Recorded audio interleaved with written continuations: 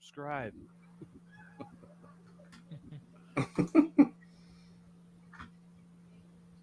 All right, welcome back for another week of SVT. We're at full strength. I'm going to repeat my joke that was off screen. I know you guys got your tickets to the SVT Sports Pod, but did you get the tickets to Tyler's Gun Show?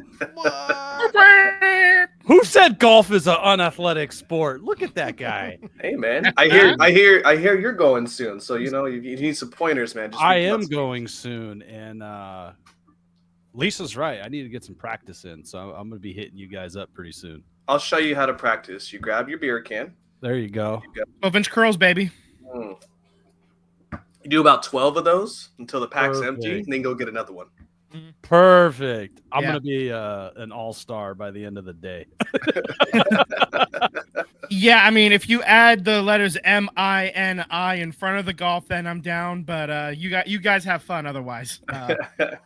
Vince will be the driver of the cart. Yeah, oh, yeah. The I can DD. drive.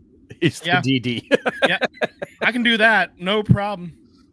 So, Tyler, how was your round of golf? Because last week I said you called out sick because you played your worst round of golf ever. Actually, and that's what caused yesterday was out. definitely the worst round I played in quite some time. Like, it got so bad that we got course-martialed to speed up our play. Like, that's how bad we were doing.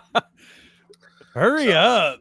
I know. So it was not promising, but I will say the one previous was a lot better. Okay. I did lose a bet to a good buddy of ours by 2 strokes, so wasn't like was too far off from beating him, and he's been playing his whole life, and he played in high school, so I thought I'd take that. The champion. Yeah, and I thought I'd take that motivation into this week, and that was a false dream. I don't know what happened this weekend, but right on. I'll get back on the horse. Vince, how are you, buddy? I'm good. I'm a little worn out. I was helping a family friend move on Sunday, so a lot of furniture lifting into a truck that didn't have a ramp, so it was extra fun. But we're here, we're alive, we're surviving, so ready to roll. Right on. Tim, on ones and twos, how are you, bud? Doing great. A lot of stuff happening.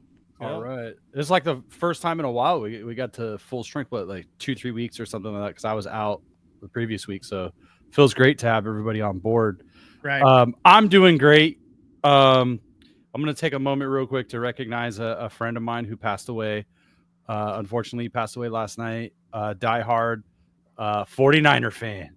And, if the 49ers do pull one out in the next year or 2 years, Vince, I can't help but think about my buddy Brian, who was just so devout to the 49ers. And ironically enough, just a few weeks ago, he was saying, man, I really hope to see the 49ers win one more championship before I go. So I do have, even though I'm the Raider fan of the show, I do, if the Raiders aren't there and the 49ers make it happen, a little bit of extra, joy for me on that one to celebrate my buddy. So rest in peace, Brian. Best wishes to your family, and thanks for everything that you've done for us. So RIP, brother. Let's get to the show, guys. What are we starting with, Vince? We're going to start with Justin Jefferson. So go ahead, Tim, with the Justin Jefferson news. Yeah, this guy, man. I woke up this morning and I was like, wow. Wait, hold on. We ready? Okay, there it is. We're ready now. Just chiming in until it gets there. Yeah, totally. Okay, so he is now the highest paid non-quarterback in league history. He gets a 4-year, $140 million extension, $110 million guaranteed. He's tied himself to this new quarterback they drafted. So if it works out, I mean, he's somebody that can make it work out for him. We'll see, but this is huge news. Minnesota gets to keep their all-world talent receiver. He's worth pretty much every penny of that, I think, and maybe more. So, this is a great deal for him. Obviously, it tightens up the salary cap a little bit, but they got a rookie quarterback that they're playing with right now. So this is good news for Minnesota as well. This is the time you can pay him, so you might as well do it. I'm curious what this is going to mean for CeeDee Lamb, for Jamar Chase, and even to a lesser degree, I don't think he's to the level of maybe those guys as far as being number ones, but also Ayuk. I wonder what he's going to demand. Yeah, it sets the market. Obviously, Ayuk is not going to get that number. Yeah. That would be insane, and the Niners aren't going to pay that. But he's certainly looking for a big number, and 110 guaranteed. That is a massive number. He's probably I have no idea what he's asking for, to be honest. But they're still talking. They're still trying to work it out. And I mean, I kind of want to know what that number is going to end up being. I kind of want to compare where 140 he is. Yeah. Definitely not more than 140. No, it's not that high. It's definitely not that high. If Brandon Ayuk gets that much money, he's getting it from somebody else. He's not getting it from the Niners. I don't even think you could give Brandon Ayuk 100. No, honestly, no. I mean, he hasn't done it. I mean, what Jefferson has done in his time in the NFL is like as a receiver. Yeah. Is totally. Do you think in the ballpark of AJ Brown, 96 million? 84 guaranteed. That's kind of what AJ got. That's probably what he's looking for. And AJ Brown got that last year. You got it this year. Oh, he got it this year. Okay, this was this year's extension. That's probably something more appropriate. And then having the opportunity to, the NFL they tear up deals all the time or extend deals all the time. I mean, the Raiders just, hey, Max Crosby, you're our best player. Here's like an extra $4 million a year. Yeah. Well, that's what happened with the Eagles too. I mean, right. AJ Brown was still under contract. So, the 49ers have so many people to pay. Yeah. They have so many people to pay and to try to retain. So Ayuk, get your bag, but at the same time, like you're not going to be the main guy. Exactly. Because they have the running back to pay. They got the quarterback to pay. They got the other wide receiver that they gave a deal to. And then you have the big numbers coming in on Kittle. You have, the offensive line. They got some money kind of spread out. So yeah, definitely not getting the 140, but we'll see. But yeah, I'll tell you what, dude. Jerry Jones is shitting his pants right now, though, for the CeeDee Lamb contract that's coming, because CeeDee Lamb could ask for that much money. He may not quite get that much, but he's going to get close.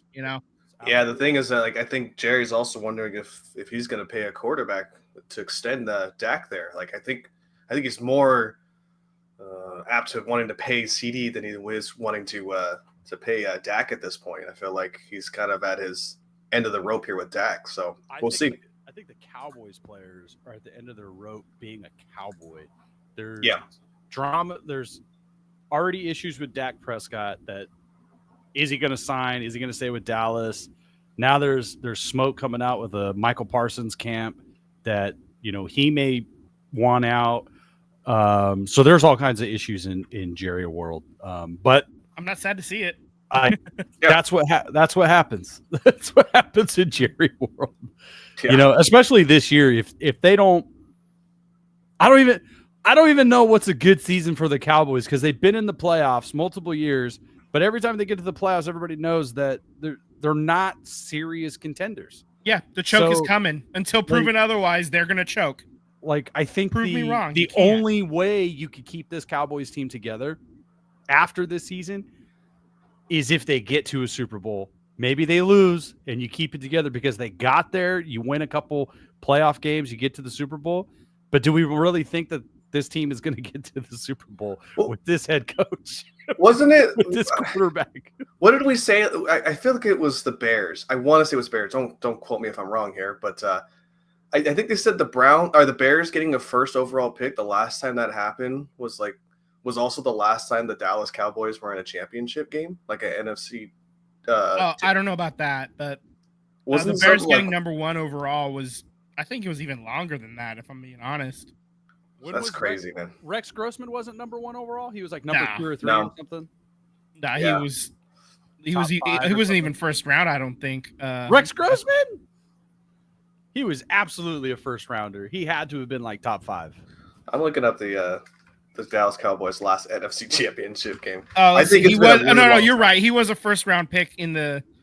He was a first round pick. I swear he went like top 3, top 4. I thought he went pretty high up the year that 22nd pick in the first round. He went 22. Yeah, he went 22. All right. I knew he wasn't a top 10 or nothing like that. But still. Yeah, he's a first Anyway. rounder.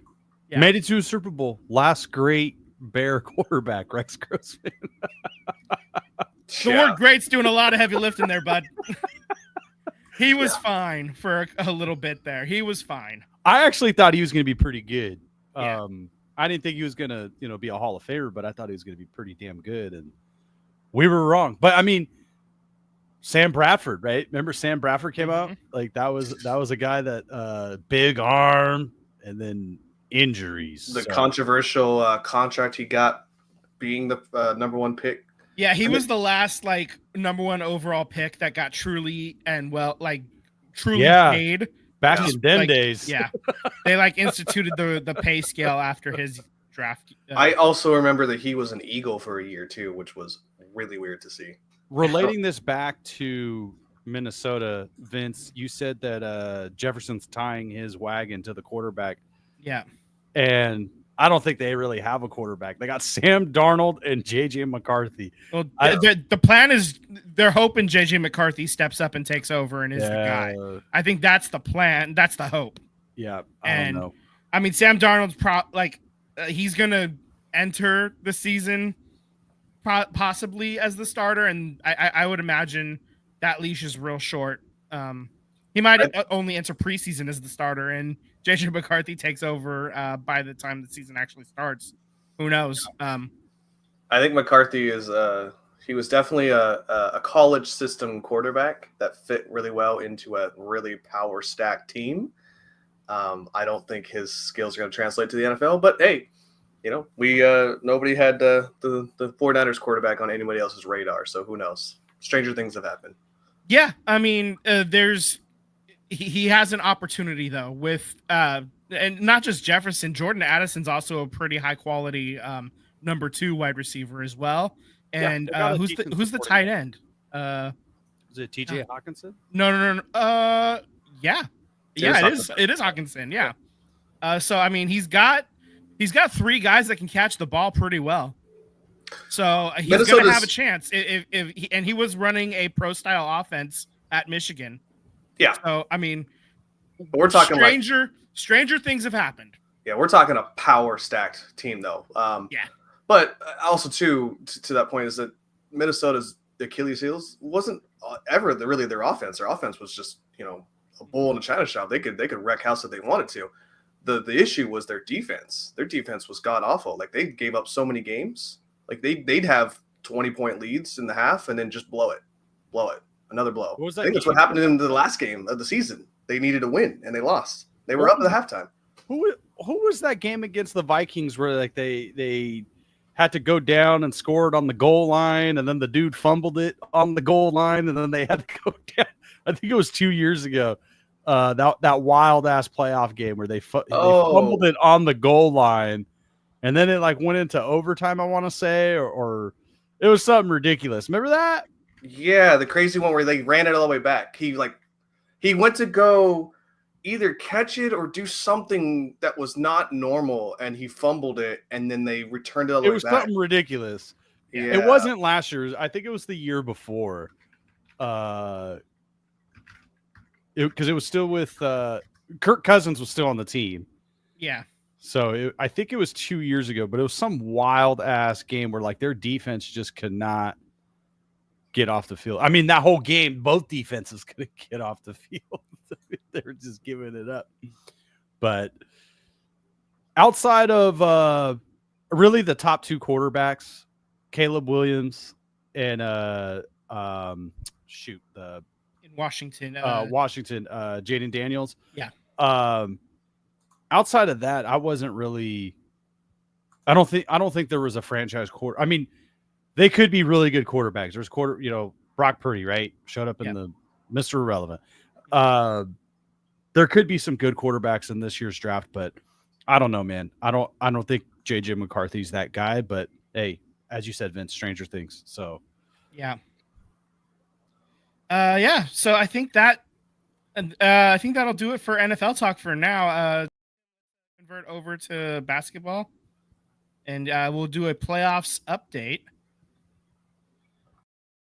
did you guys watch? All right, we're ready to roll. Let's see. So we have the final set. It's going to be the Celtics and the Mavericks are going to be your teams.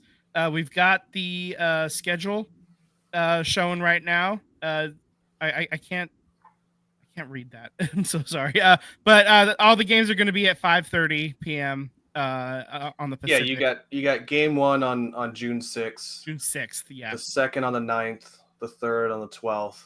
The fourth on the 14th, and then probables after that. So right, yeah. So I mean, they're stretching it out a little bit. There's a couple of days in between each game, as opposed to like one every other day, which was what was happening earlier in the playoffs. I really wanted Minnesota in, and I said this because of one person. You know, I really wanted Mike Conley to have a potential to get one here. I don't really know who I want to win this. I think I'm not really jumping for joy for Dallas to win one, and neither I am with the Celtics. So I guess I'm only going with the Celtics, and the only reason why is because they got Jaylen Brown, Cal product. I really have no horse in the race, to be honest with you. But I mean, I said it last week. My horse in the race is anything that's not Texas related.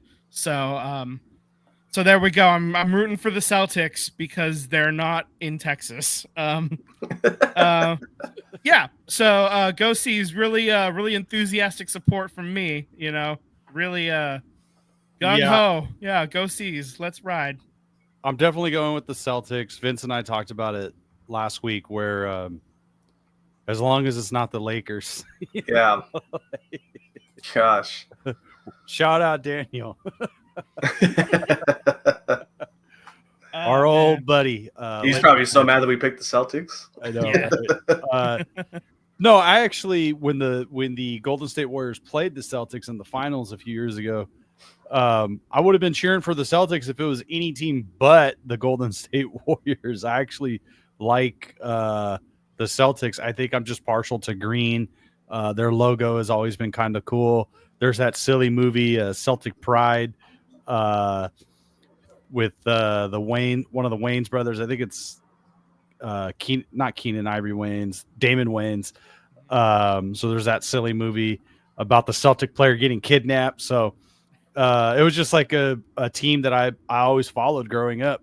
Of course, Larry Legend, Antoine Walker back in the day. So there was definitely some players that I got to watch with the Celtics that I was a fan of as a kid. So yeah. Dallas in the 90s wasn't really too many players that I was into. They didn't really get good until Cuban bought them. So. Well, yeah, I mean they had Ace and Kidd, so he's a local guy, but I know, but they weren't really until Mark Cuban got them and Nowitzki and all that. They weren't really like legit contenders.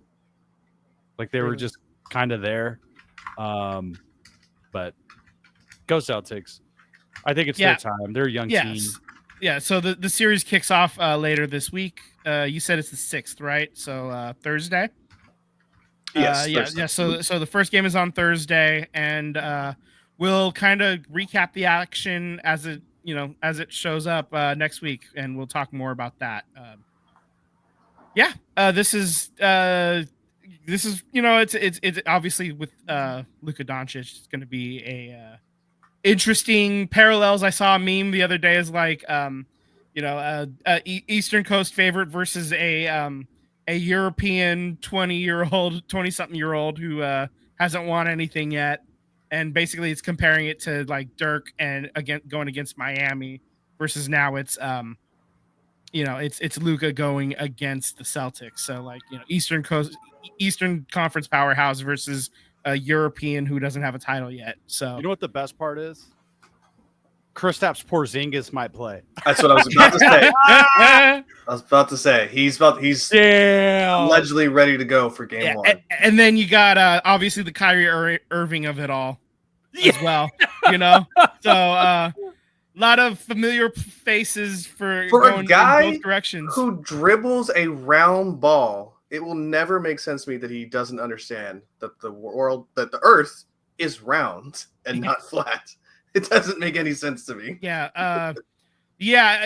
Kyrie does some interesting things. Like the flat Earth thing is freaking wild. I can't comprehend how somebody who is that, cultured and of the world, and like he really is out there like with his native heritage as well too. Like he's like he's gone into like indigenous tribes and stuff, and is really making that part of his heritage known, and really being a good advocate for that group. But then also he's a flat earther, so it's like, come on, guy.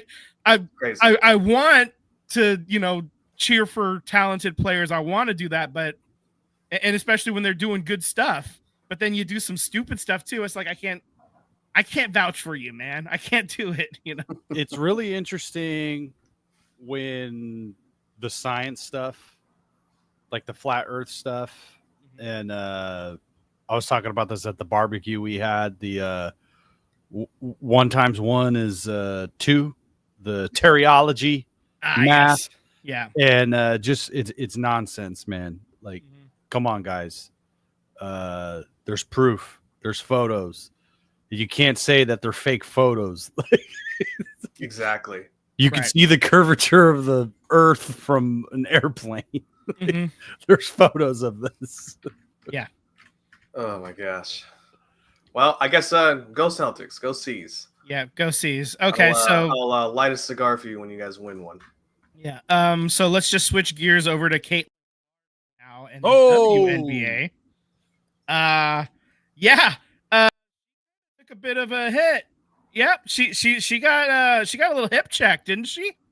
Absolutely. She's been getting bounced around everywhere. I mean that every team is really given their focus to her, making sure that her transition into the professional ranks is not an easy one. That's for sure. She got the picture that we have is her against the Seattle Storm, a couple weeks ago, I think. And this past weekend, she was playing Chicago, right? And she was chirping a little bit back and forth between I can't even remember who it was, but like ultimately Caitlin Clark gets hip checked.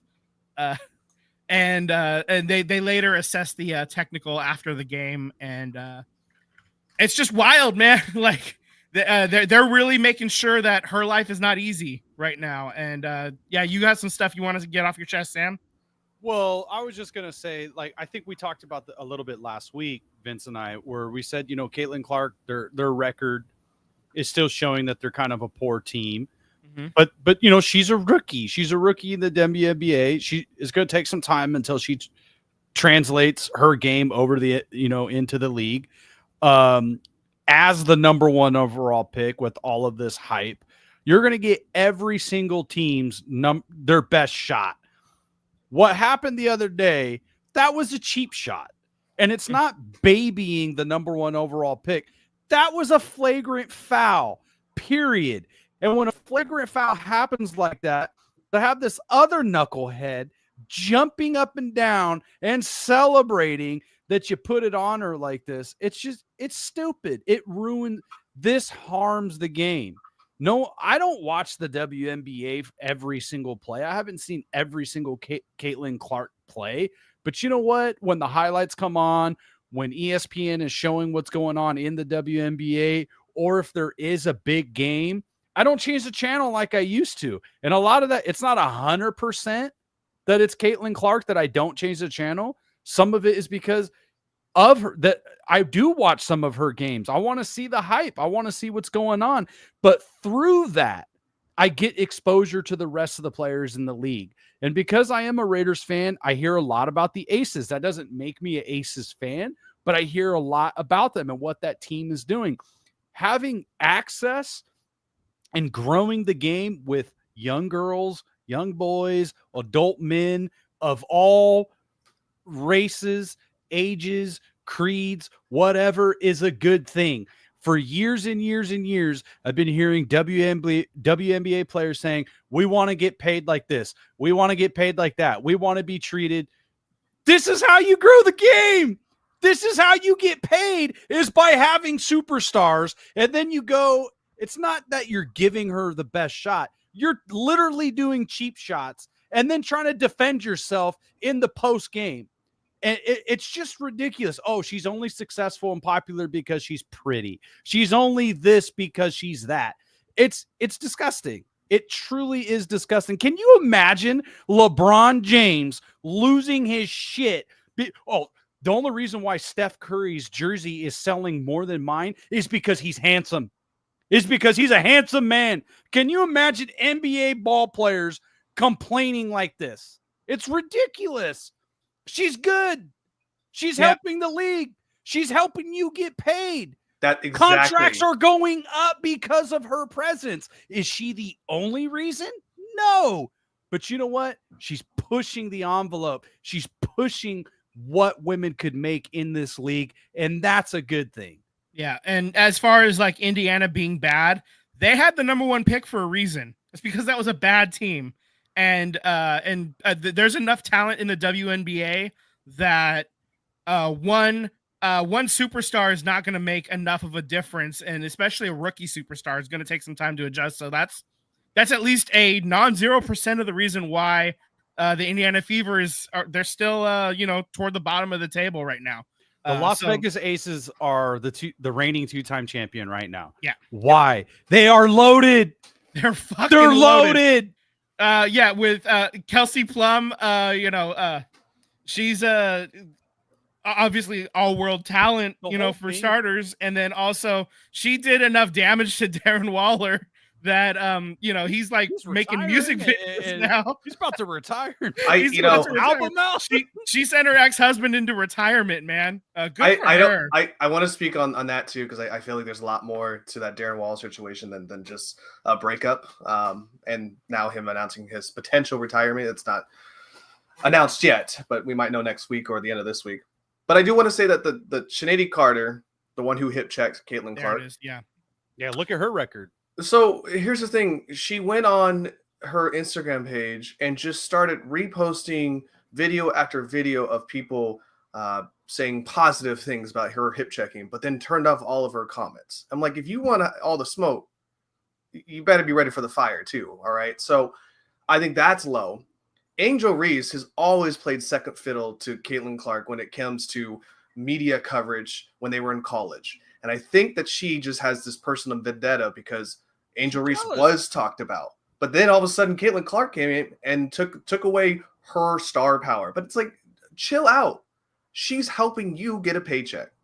She's helping you grow the game and get bigger contracts, get bigger deals, get bigger endorsements. She's helping you.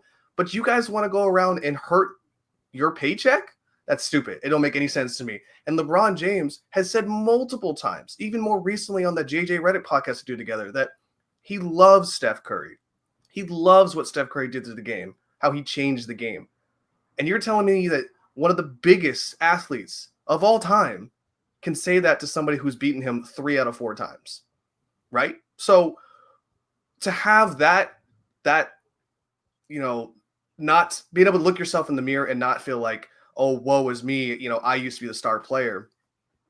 He's not doing that. And neither should any of these women in the WNBA. You should be praising your fellow teammates for being able to give yourself the better opportunity to grow your sport and grow yourself financially, mentally, everything that you need to be a better person. And I think that's ridiculous and crazy. And then my last point about the whole Darren Waller thing, I know the music video came out and then he got ripped on that one. I know that he's probably announcing his retirement, at least according to the New York Giants media journalists, I should say. I think there's a lot mentally going on. He was battling injuries last season, and then he had the whole breakup situation, and that kind of is getting blown up in his face. And then he released this album thinking that it might, I don't know what he was trying to attempt with this, but that blew up in his face now. So I think there's just a lot of pressure coming down his way. Then I think he's mentally, if I'm going to be honest with you, I can't speak on him personally, but I feel like he's on the edge. And I hope that he's seeking out whatever he needs to make sure he's got himself in the mind right. Reach out to old teammates if you need to. Like Max Crosby was a big advocate of taking care of him mentally and physically. They both fought, addiction. Exactly. So I don't want to see Darren Waller go back into old ways because life is extremely hard, and I feel like he's on that precipice right now. No, for sure. That's a fair point. No, for sure. I mean, I shared the video because it was like shocking, right? I sent you guys a video of like Darren Waller has a breakup song. Is it a song that I would listen to? Probably not, but I don't really listen to 99% of the music that's out there right now. I'm kind of a boring ass dude. So what is that saying about me, right? I don't really listen to a lot of music. Right. I just hope that he's maybe this music is healthy for him, and hopefully the people that are not as supportive doesn't get to him. So I agree with that. But getting back to the WNBA thing, is I just find it all so childish, and this is going to, I think for some fans, I'm not saying all new fans, but I think for a lot of fans that were, hey, let me check this out, I think it can be a turnoff, because you're hearing, you're trying to advance the league and this and that, and you're trying to put a good product out there. You got the Valkyrie here in Golden State, they're coming out. There's the league that was just announced in, was it Toronto, Vince? Toronto's getting the 14th team in 2026. So it seems like there's just like a lot of positivity happening. And this isn't like Isaiah Thomas versus Michael Jordan. Yeah. These are like two rookies. These are two rookies that were battling it out. And Indiana won. Yeah, they won by 1 point, but they won. I don't remember Sabrina Ionescu getting this much hatred, and she shoots the ball maybe not as at the same clip as Caitlin Clark, but just as effective. Dude, so I find Clark, it weird. In the history of the WNBA, is the fastest to like all like quantifiable statistics. Points. She got like 150 points faster than anybody else. She got all these rebounds faster than anybody else. And she's not perfect. She's turning the ball over left and right. She's not shooting the ball from three very well right now. I think she's like 1 for 15 or 1 for 10, something like that. But all of that's going to come in time. Can you imagine, like, who's the number 1 overall pick for the Spurs, right? Yeah, Wembanyama. Can you imagine, like, the same crap happening to him in the NBA? Wembanyama's only popular because he's cute, because he's 7 foot, and then these nasty fouls. It's not just that foul, it's happening on other games, on other plays, and it's just that one was the most egregious. Do you think, okay, one, I don't think Pop would ever anybody be able to hurt his player, because that did almost happen. Almost happen. I'm gonna say, to your point, where the hell are her teammates? Yes. Where's the coach? You're right. And so that's what I'm saying. So Pop would never let it happen. So where's the coach? Draymond went out and said they needed an enforcer. 100%. Stat. And now Backlash has come back and like, we don't need an enforcer. Like, yes, you do. Your moneymaker is getting hurt and nobody's backing her up. I'm sorry. When you hip check my teammate and she falls to the ground and I just stand there on the baseline staring at this whole thing, get over there. Go pick her up. Go shove the other person out of the way. And speaking of enforcers, I think this might be the right time to transition from a sport that used to be famous for having enforcers. Go ahead, Tim. Let's get the next one up. I found the perfect transition area. We're going to talk hockey. So the Stanley Cup, here's your cup date. And we have that, and I voiced what I wanted to happen, and the exact opposite happened. So we have Florida and the Edmonton Oilers. It's okay. Hey, they made it. I wanted Pavs to this might be it. Like, there are legit articles out on like The Athletic and other places that are like, was this Pavelski's last chance? And is he about to retire? If he's coming back to San Jose, is he gonna is he gonna sign a 1-year contract to play out in San Jose because they have cap space now, and he can like kind of ride off into the sunset? Is he willing to sacrifice the last year of his career maybe to like coach, to like, you know, be an on ice coach basically and stuff like that. So that's some of the stuff I'm seeing. I could see a 1-year contract, and the Sharks do have another solid and trade him to a team that is probably more likely to get to the Stanley Cups than let's say the Sharks, for instance. Right? I think they do one more solid and be like, hey, like, we're gonna have you come up here. You can retire as a Shark if you like, but we'll also let you go to a team if you really want to go after it. We'll let you. I think if he comes back for one more year, he probably stays with Dallas or tries to find another playoff team if they have him. Yeah, I think returning to the Sharks would be like a last resort because they're in full blown, you know, getting these young guys some time on the ice. So exactly, yeah. So that unfortunately, I think the only contract he'll sign with the Sharks in the offseason is a 1-day contract, and then retires as a Shark. If it's retired, yeah. That's the only way he's signing with the Sharks is to retire as a Shark. Unfortunately, I'm devastated. I'm truly devastated. He's the only player in NHL history to play more than 200 Stanley Cup playoff games and not get a cup.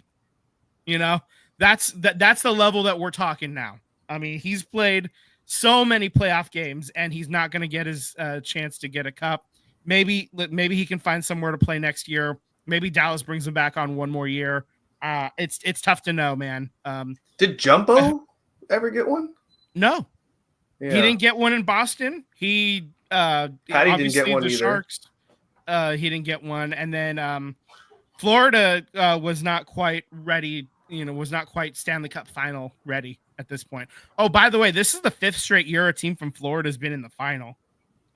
That's fucking weird. That's true. I didn't think about that. Florida. So you have Tampa 3 straight years. Yeah, the home of ice hockey. The state of hockey, Florida. God, Minnesota just like assholes quivered. I hate hearing that nonsense. Another fun fact I saw about this series is Edmonton and Florida. Obviously, they're pretty far apart. In fact, this is the farthest distance between 2 Stanley Cup final teams ever. Like, this is the farthest travel distance. Like, it's over 2,500 miles. I think. So that's what they said. Is it a day in between or 2 days? I guess we're gonna have to do a day in between. I don't know. Like that stat feels wrong though, because I'm thinking about Vancouver and Boston. You know, as I said it out loud, I'm thinking about that in 2011. What about Sharks and Pittsburgh? That's not quite the same. No, it's so weird. Like, I saw that stat. I'm like, that stat feels, I don't know. Like, either way, 2,500 miles is no joke. Let's put it that way. Like, it is a long distance, and so they are putting they are building in the extra travel day for all of these games. So June 8th and June 10th are the first 2 games in Florida. They play just outside of Miami, about 40 minutes or so outside of Miami. And then games 3 and 4 are in Edmonton. So there's the extra travel day, so the June 13th and then the June 15th. And then games 5, 6, and 7 are as necessary. They're each 3 days apart because they alternate sites. So Edmonton, as far as like former Sharks go, it's Evander Kane. That's it. Jumbo had to spend a little bit of time in Florida at the end of his career, but he's not there anymore. Obviously, he's hanging around San Jose, you know, helping out here and there, and just hanging out, being a fun dude to hang around, you know, with the Sharks. So yeah, so I'm torn again. The Florida thing is a similar thing with Texas for me. I don't really want to cheer for them. And then also Edmonton, Evander Kane was an experiment that went disastrously wrong. So I'm like, I don't know that the idea of Evander Kane having his name on the Stanley Cup and Joe Pavelski not makes me sick to my stomach. But I think that's the way I'm leaning. I'm sure I'm going to root for Edmonton only because how long has it been for Edmonton? Well, it's the 80s, I think, or maybe 1990, something like that. When's the last time a Canadian team won? 1993. That was the Montreal Canadiens. So it's been 31 years. Man, that's wild to me. Like 31 years since a Canadian-based team has won the cup. Wow. Well, they can wait another year. Go Florida. USA. You know what? If Florida does end up winning, I'm going to be playing a certain Taylor Swift song nonstop. Anyway. Man. Okay, so I actually I did watch the Oilers versus Stars. That Connor McDavid. Yeah, he's a talented kid. He might be good one day. Yeah, that dude. How long has he been in the league? Like not very long, right? It feels like forever. It's probably about 6 or 7 years, something like that. Yeah. That dude's a fucking baller, dude. This is his first shot at the final as well. Yeah. Edmonton themselves, the last final they went to was 2006. And they did that as the 8 seed, fun fact. I remember because the Sharks were the 5 seed and the Sharks lost to them in the second round. So that was wild because all 4 of the top seeds lost that in the Western Conference. So 1 through 4 lost. So the Sharks would have been the highest remaining seed for the rest of the way that year. So wow. Things that I remember, just little tidbits here and there, like, oh yeah. Wow. I'm getting us geared for the next segment here. I'm reading about some stuff here. We'll get there when we get there. But Connor McDavid, saucy hands. I'm gonna root. I want to root for Edmonton, so I like Connor McDavid, so I'm gonna go down that route. Yeah, I think that's kind of where I'm going anyway too. I don't like it. I don't like that I'm doing it. I'm going Edmonton Oilers because I just think they're a cool team, and you know I'm the new kid to hockey, and Connor McDavid is flashy. He's cool, so I'm going with him. And no, you know I could be way off here, but the games that I saw from Florida, they're very physical, but nobody popped. I did not see that superstar pop off the screen. They look like a very good team, very physical, lots of big hits I saw when I was watching, but I'm going Edmonton. Yeah, I would agree with that. That seems like a very, I mean, I would say Tarasenko might have something to say about not being a star, but other than that, other than that, I could totally agree with that. Oh man. What's his name? Matthew. Oh my God, I cannot pronounce his name. Tkachuk or whatever the heck his name. Matthew Tkachuk. Yeah, he hits hard, and he don't play around either. So, it's gonna be fun. I don't think it's gonna be anything like the old Penguin games back in the day where they're super fast. I think they're both gonna be really physical teams because Edmonton's very physical themselves too. So, it's gonna be a bruiser. That's what we want to see. Yeah. And just like, again, another New York team has not won a chip because they lost. The Rangers lost to New York's in a perpetual state of just L's right now. So they're they basically every sport they have 2 teams, and combined they've now lost with the Rangers losing. That's now 100 championships in a row among the 4 major sports that New York has not won. I believe. The last one was that the Giants in 2011. The New York Giants. Yeah, the New York Giants. I think so. I think so. Yeah, 2011. So that would be your last New York team to win. Before that, I think it's the Yankees in 2009.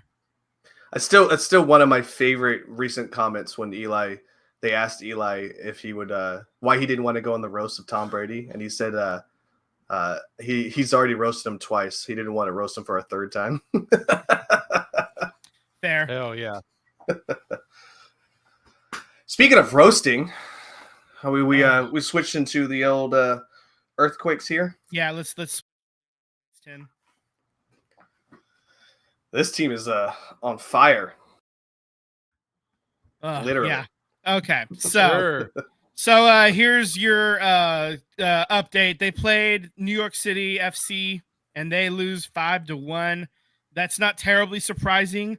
What is surprising though was the game was scoreless at half, and then New York City scores, and then 3 minutes later the Quakes responded and got a goal themselves, and then at the end of the game in the 80th minute, 85th minute, and then 2 stoppage time goals, New York City just poured it on. That's how you ended up at 5-1. It was 1-1 for most of the game, right up until the last 10 minutes, basically. So all part of John Fisher's plan. That's right. Hey, look, it's all part of the plan. What time is it? Fuck John Fisher o'clock. It's fuck John Fisher o'clock. I was legit about to say 6:15. What are you talking about? God damn it. All right. Yeah, so the Quakes take the L, and it's fucking embarrassing, right? Their next game is actually at home against Cincinnati on Saturday, June 15th. So we're getting a international break for this week for the men's side. We're currently in an international break for the women's side. We'll get into that in just a second. Every time the Earthquakes lose, they should just put on the PayPal big screen. They should just put that picture of oh my gosh, I'm drawing the blank. What was the Filipino guy, Rob Schneider, of him throwing his hat down and be like, "Oh no, we suck again." Oh no, we suck again. Yeah. So this is just really disappointing. Right now they are 13th in the West. They are they're not in the cellar. They got out of the cellar last week.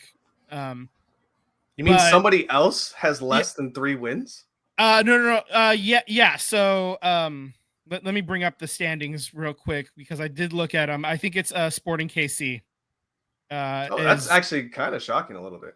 Yeah. So it's Sporting KC. They have only 2 wins, but they have 5 draws. So they're level on points, but your first tiebreaker is wins, and then goal differential is your second tiebreaker. So if it was the other way around, Earthquakes would be dead last because Sporting KC is -7 on goals, whereas the Quakes are -15. But the Quakes have that extra win in their pocket. KC's been taking L's all summer. Yeah. From their football team to their soccer team. Yep. Oh man, it has not been pretty on the men's side. On the women's side, Casey's been crushing it. I will say that. I give that full credit there. Yeah. I don't know what else there really is to say about the Quakes, man. This is just it's another disappointing season. They've let's see. I mean, they've only got 4 points in their last 5 games. They're 1 win and 1 draw, and then just a whole lot of losses. There's 11 losses. I mean, on the what year. do we expect? Yeah, they don't try. Why? Ownership. They don't try. They don't care. It's just it's a fucking ATM machine. They're a bottom third payroll. We're seeing it with the Giants. That's becoming a loser franchise. You know, we've been saying this. There are more owners like John Fisher in the leagues than there are those like the Joe Lacobs of the world. Yeah, but nobody does it as well as John Fisher. Yeah, the other owners love John Fisher because he's taking all the heat right now. You know, like nobody's paying attention to what fucking Dallas, FC Dallas is doing. Yeah, sure. Because everybody's just laser focused on John Fisher. Yeah, he's gonna fuck it up no matter where he goes. Yep. Yeah. Amen. So I think it's with that. Let's move on to the women's side. So upcoming Bay FC game. Here we go. Upcoming Bay FC game is Saturday, 6/8 against the Chicago Red Stars, 4:30 p.m. That's going to be played at Wrigley Field. So that's going to be a lot of fun. We're going to see if Alyssa Nair is able to play. She's the goalie for Chicago. She's also U.S. Women's National Team goalie. Mallory Swanson plays for Chicago as well. Her husband, Dansby, happens to play for the Cubs. So they've both been doing a lot of cross-promotional stuff for this game coming up, which is a lot of fun to see. We love a supportive husband. Was Dansby Swanson former A? Was he traded or was he drafted by the Cubs? I thought he was a former A. I thought Dansby Swanson was a Brave. He was a Brave. Traded. He was a Brave. Yeah. Maybe he was A's property at one point. I'd have to look. I don't know exactly, but yeah, Dansby Swanson's been wearing shirts that say Mallory Swanson is good at soccer. Really pumping up, bringing attention to the Chicago Red Stars, and he was he was in the Diamondback organization, then signed with the Braves, and then got traded to Chicago. Yeah, one thing that I did want, let's see. So this game coming up is obviously huge. It's going to be played at Wrigley. Like I said, this is the first time the women's the National Women's Soccer League team, the Red Stars, are going to be playing at Wrigley. This is a huge moment. They're, instead of having 10,000 people at a game, they can have up to 40. So this is going to be a huge moment for them to try to really bring a spotlight. And you can get to this game a lot easier in Chicago than you can to their current stadium, which is like 20 or 30 minutes outside of town. So yeah, this is a great opportunity for them to play and get a lot of butts and seats, man. And it's going to be exciting to watch. It's 4:30 p.m. on Saturday, so I know what I'm doing.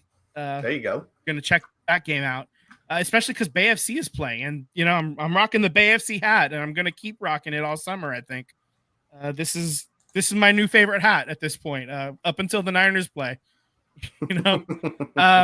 When it's time to wear the Niners hat, I'll do that. But until then, this is the one I'm keeping on my head. Bay FC should pay you. Yeah, Speaking of paying. Yeah. Oh no, hold on. Before we get to that, actually, I want to just bring up real quick. We don't have it in the thing. The U.S. Women's National Team did get a win. Their first win under Emma Hayes, 4-0. And Mallory Swanson, here she comes again. She scored 2 goals. She was the player of the game. And Tierna Davidson also scored 2 goals as well. She's a defender. So that's kind of interesting. You had 2 braces, and it's a 4-0 win. It's the second biggest win ever by a coach making their debut for the U.S. national team. Nice. So good for great start. This is everything you wanted to see and more. And yeah. So this is great. So we're gonna move on now, Tim. We're ready to move on to the next note of soccer. Which is a major signing by a major player, Kylian Mbappe. He is going to Real Madrid from PSG. He scored 44 goals in 48 matches in this last season at PSG. So, and we knew he was going to be leaving. He almost went to Real Madrid a couple of years ago, but then like the last second, he changed his mind. He signed another 2 years to stay in Paris. He did not change his mind. He didn't change his mind, the president of France or whatever. Yeah. He made a personal visit to say, "Please stay. Yeah, I will pay you." It ended up being his official final decision, but there was a lot of other stuff happening behind the scenes, I'm sure, to make him stay, to get him to stay. So, but he's gone for real this time. He's really at Real Madrid now, and Real Madrid just won the Champions League. Jeez, and they get a goal scorer of this caliber to add to that team already, man. That's it's gonna be rough in Spain. It's gonna be Real Madrid's gonna be making a lot of noise in the Champions League next year as well. So this is Mbappe's club. Like this is where he wanted to go as a kid. He's had big aspirations of joining Real Madrid.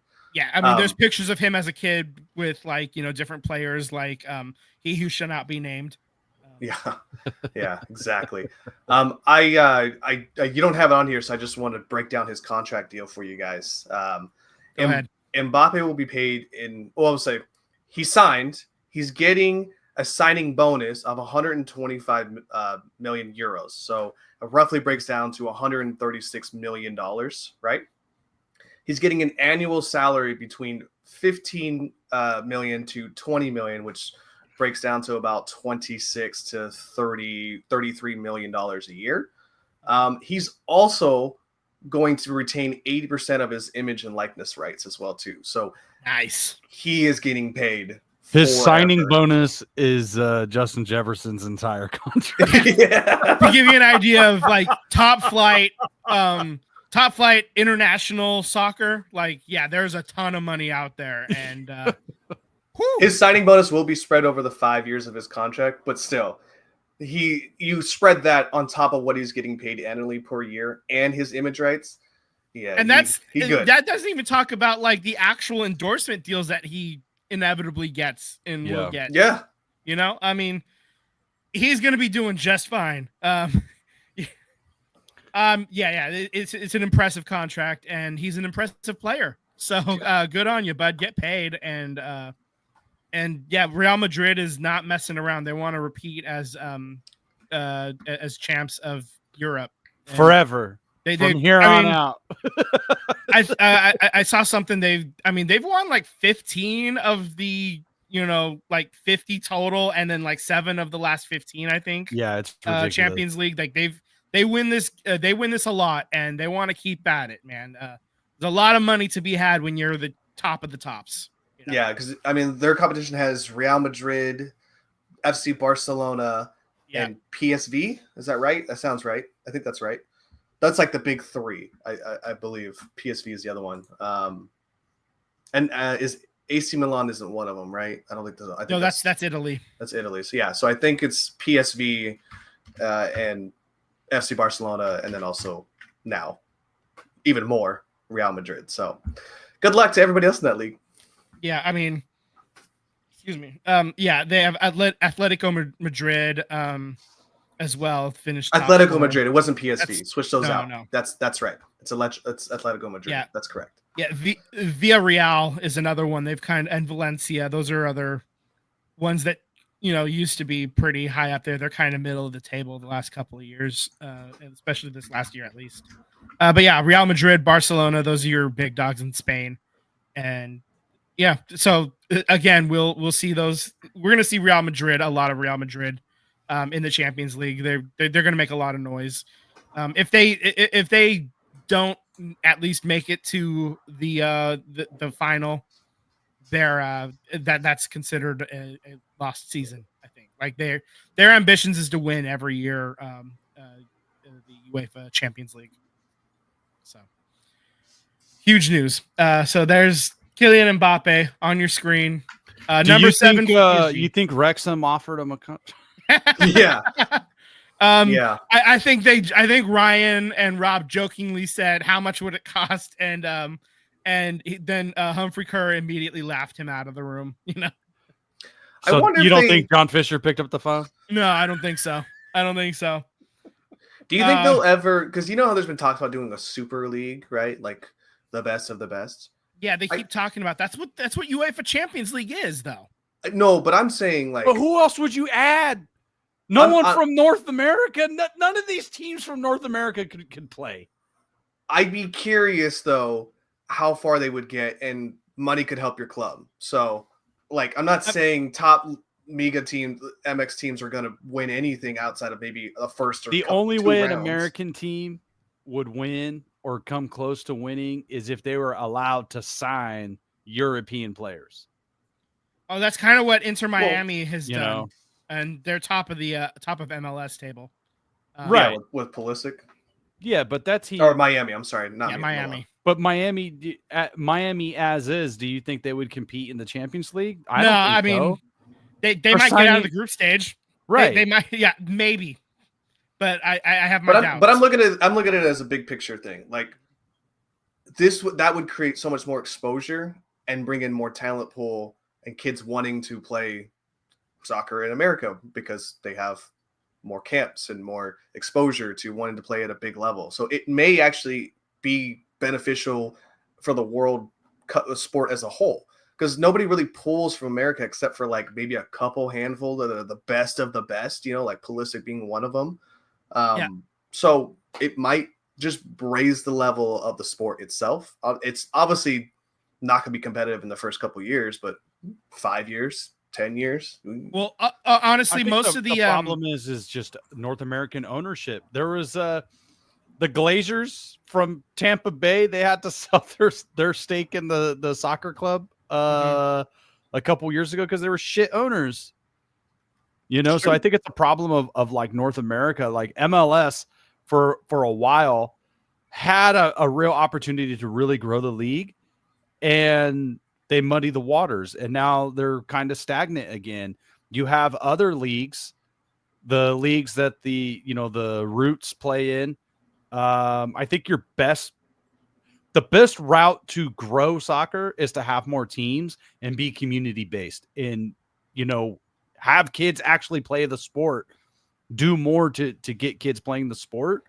I don't know if it's gonna be a big league where you're inviting North American teams to compete, because it's not gonna. It's still gonna be European players. I don't know if it's gonna make coaching better in North America or make, I'll say the high school age. I know that's not a league, but like that age group, that pool, I don't think it's gonna make it better in North America. Well, I don't necessarily just mean North America itself. I mean South America as well too. And Canada as well. I mean, I know Canada's part of North America. Sure, yeah. But, just the exposure of the other hemisphere of the world being able to compete with the best of the best, I think I would entertain the thought. It would cost a crap ton of money club-wise to logistically even fly a club anywhere they need to play, so. Saudis, line one. Yeah, exactly.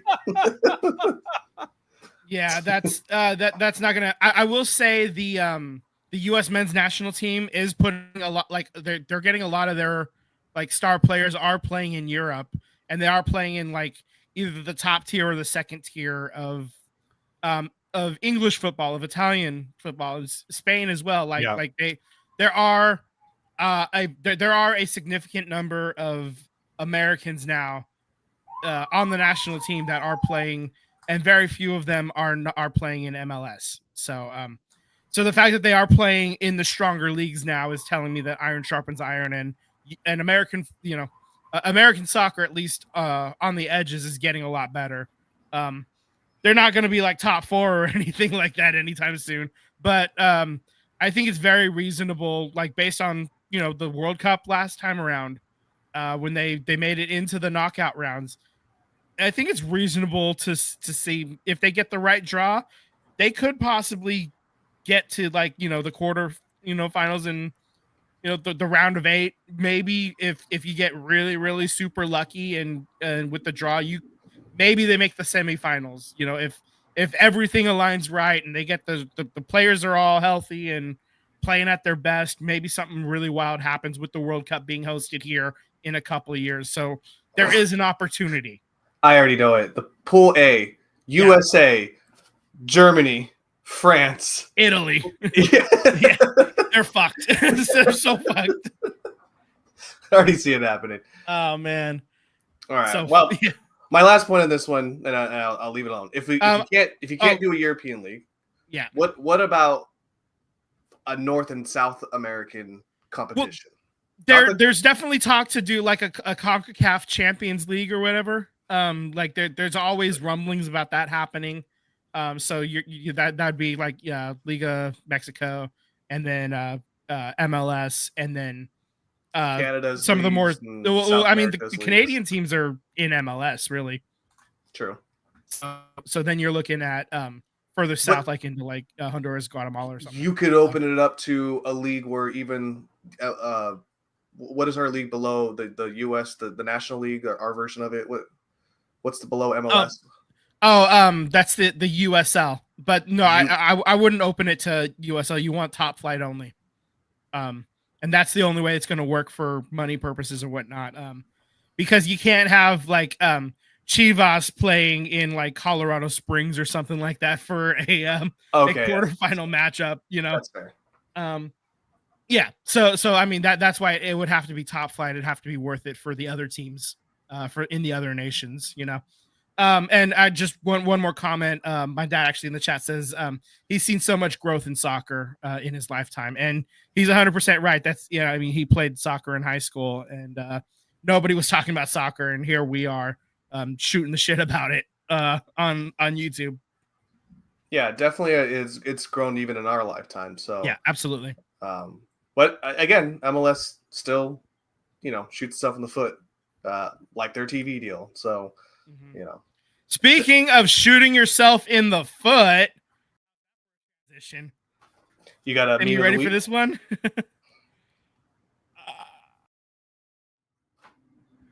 Is it right? John Fisher again keeps fucking his like fucking shit up, and we're gonna on June 7th, A's fans as a whole, and then like we're getting some outside agitation as well from like Damon Amendolara flying in for the FJFisherFest. Sam, you're going to this game. Yeah, we're going. We're going with a group of friends. Gonna celebrate another friend's birthday. Have fun. Fuck John Fisher. Yeah, man, it's exciting. I don't know. I'm in this weird feeling of, you want to go and yell at John Fisher, but at the same time, it's bittersweet. I don't know. I don't really know how I'm feeling, honestly, to go back to the Coliseum. At sometimes it's like the Kubler-Ross, man, stages of grief. It's some days it's like good riddance, get out of here. Some days it's like, damn, like what am I gonna do with my life? Other days it's all of it. It's everything. I have to say it's a totally different experience than the Raiders. With what the Raiders, I know the Raiders left and they're in Las Vegas, but it's a totally different experience. The A's did not negotiate in good faith.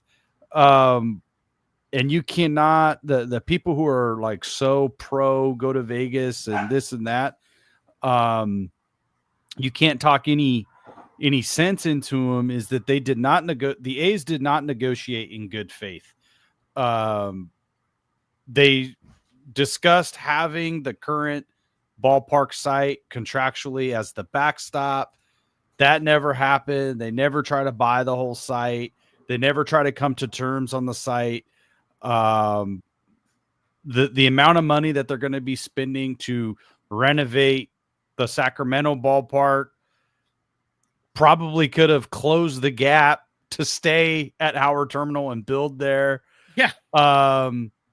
So you're going to pull, $70-80 million out of your ass to develop a AAA stadium in Sacramento when you could have used that money to close the gap in Oakland, have waterfront property, have a ferry system, have, was it 55 acres to yourself to build housing, hotels, whatever the hell you wanted, but you're going to go spend it at a AAA stadium, and then you're going to go spend more money in Las Vegas for another piece of land that you don't own, that you're going to lease from a falling apart Bally entertainment, gambling, whatever system. Like, it makes no fucking sense. Yeah. Like, Again, it makes no sense. There's been no movements or talks about what's going on with that site regarding the A's. So it still could possibly be dead in the water. Like, Bally's is, just doing what they have to do to destroy the building, and we all saw that one. That building was coming down regardless, exactly. The A's or not. So the demolition plan was happening. Exactly. Now, it's already coming out where Fisher still can't secure funding, and he needs the money now. Like, you need to start paying for architecture plans. You need to know what site you're building on, because of these buildings require a foundation. You need to start hiring manpower. You need to start getting permits. You need to start getting these things lined up. And not only that, building in Las Vegas is really easy and really fast. Just look at what the Raiders did. Okay, fine. But now you got to do all that in Sacramento as well. We're they say there's a bunch of red tape in Oakland, where there's red tape in California. The building code is pretty much the same in Oakland to San Francisco to wherever. Some things are slightly different. But as far as buildings in terms of broad strokes, I still can't believe Sacramento. The red tape is there too. I still can't believe Sacramento approved the turf. That blows my mind. Like, I know you have to, because you have multiple teams playing, sometimes on the same day, sometimes back to back. It's going to be murder on the grass, but turf in Sacramento, turf in 110 degrees. If you're a free agent, why the hell would you sign with the Sacramento? And A's? That's the conversation I had with somebody else a couple days ago. But it's like, why? If you were saying you were going to build a team that's going to compete before they go to Vegas, I don't think anybody's going to want to come to Sacramento and go get dressed across the street and then have to go walk across the street to get to the field. Like, this is ridiculous. To go play on turf in 100-degree weather. If I was like a player on the A's right now and I was going to Sacramento, I'd be calling my agent like, look, I know I'm not a superstar. I'm not a megastar. I'm not a little star. Just get me the fuck out of here. Yeah. This is not Major League Baseball. It's crazy. Like it's ridiculous how we got here. Yeah. And this is why, like, sometimes I'm like, do I have any faith in American sports at any level? Because like all of these owners are the same. They're all the same. Like personality-wise, they're the same, and sometimes they are literally the same. John Fisher owns a soccer team and a baseball team. I mean, yeah. Look at Chicago, Reinsdorf, the Chicago White Sox and the Chicago Bulls. Yep. And like since the Chicago Bulls, like, what has this guy done? Like, what has he done since those he lucked into championships? Michael Jordan and Scottie Pippen, and then that's it. Like, that's all he's ever done. So, I mean, you know, they got the one World Series with the White Sox that was so out of left field. They could not repeat. They could not even sustain success to just getting back to the playoffs or being an ALCS contender. Like, it was that one year and they were gone. You know, it's these owners. I think the path, you know, we were talking about like soccer earlier, but the path to success will always start with winning. It's about winning. When you look at the A's, when they came over here in Oakland from Kansas City, they were terrible. They started to win. And then what happened? They get the 3 World Series in a row. They started to pack the house, and then they sucked. Then what happened to attendance? Gone. Then what happens in the late 80s and early 90s? They're good. What happens to attendance? There are charts, websites, numbers that show the A's attendance and the Giants attendance before these new ballparks came in, when it was just show up to the ballpark. This is what you get. And the A's outdrew the Giants some years. The Giants outdrew the A's some years. But for the most part, it was pretty damn close. And over a 20-year span, the A's actually outdrew the Giants more times, more seasons than the other. It wasn't until the Giants got the new ballpark where things really changed. Mm-hmm. You know, so, and now look at the Giants. It's slightly wealthier money ball. You got no homegrown superstars. You got no homegrown superstars that are staying with the team. You got to trade for players. You can't get free agents. And you have the ballpark. You have the championships. You have the money, and they can't figure it out. Why?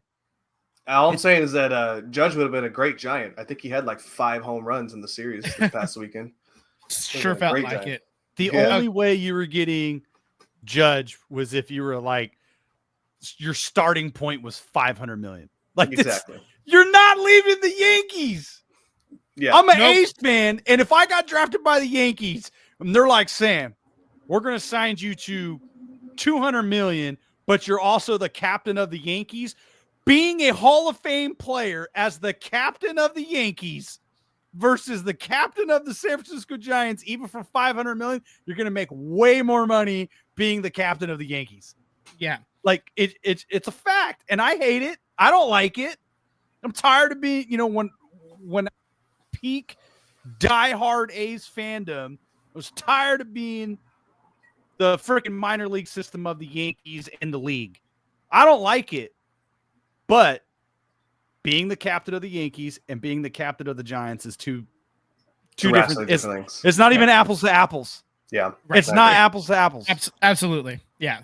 All right, so again, just to recap, John Fisher sucks, and on Friday, A's fans are going to tell him in person. So there we go. Fuck John Fisher, o'clock, as always. That brings us to last little segment, meme of the week, and the one that I have, basically, it starts with the visit to the White House. Champion get to go to the White House. They have their little meeting with the president. They give him a jersey or something, and then they take pictures, and it's all just like, you know, fun fanfare or whatever. And then, so basically, they caught a picture with Joe Biden wearing a Chiefs helmet, and basically what the meme really says is Patrick Mahomes could turn Biden into a 1,000-yard wide receiver. Like that's it. It's just a picture of Biden wearing the Chiefs helmet with Pat and Travis and a bunch of the other teammates in the background. I did see the video of him trying to put it on first, and he had his sunglasses. Then he had to like take it off. You guys see, Travis was. Biden got distracted with something, and Travis went to go to the podium, and he was like, "I've always wanted to say this," and Mahomes had to quickly grab him, and take him off the podium. Apparently, on the podcast with his brother, he said he was going to say "my fellow Americans" and then walk off, but he's like, "I probably should have led with that first instead of saying I've always wanted to say this." Yeah. Sweet. Yeah. So that one made me chuckle, and it was the least political of the political moments. So it was kind of fun. A fun little moment of levity in what is outside of sports world really, really terrible times in some aspects, to be sure. So that's kind of really all we want to say on that part of it, of it. But yeah, that's your meme of the week. I don't know where else we go from here. I think that's basically it for the show, isn't it? I think so. Unless you guys want to talk for another hour about how crazy Angel Reese is. No. No, I want to go eat. She quoted real quick. The reasons why we're watching women basketball is not just because of one person. It's because of me too. I want y'all to realize that. Oh yeah. Okay, Angel Reese, get out of here. Anyway, all right, guys. No, I mean, the whole rookie class did get a lot of hype, but Caitlin Clark is the reason why people started focusing on the class to begin with. And then people said, "Oh, by the way, Cardoza's pretty good. Angel Reese is pretty damn good too." So that's, I mean, again, it comes back to all these other fucking people. What am I, chop liver? Like, fucking, just do your job. Be good at your job, and then everything else will happen after that. Like, stop. This is lame. Yeah, we're lame. Worrying about something that doesn't need to be worried about, right? Anyway. Okay. I think that's it. We gotta wrap this up. Go ahead and set us off. No, it's Sam. Sam technically hosted, even though I kind of took charge there. I just like doing the intros. Yeah. All right, people out there. Thank you again for watching us on YouTube. Please like and subscribe. Hit that notification bell because you don't want to miss us when we go live, especially on a crazy show like this. I mean, it was an action-packed 77 minutes of sports talk radio. So that's right. Thank you guys. Hit us up on what are we on? Threads. What are we on? Instagram. You can hit me up on X, Twitter. You guys know what to do. Let's come on. Yeah. Slide into our DMs. That's right, baby. Play me off, Timmy. John.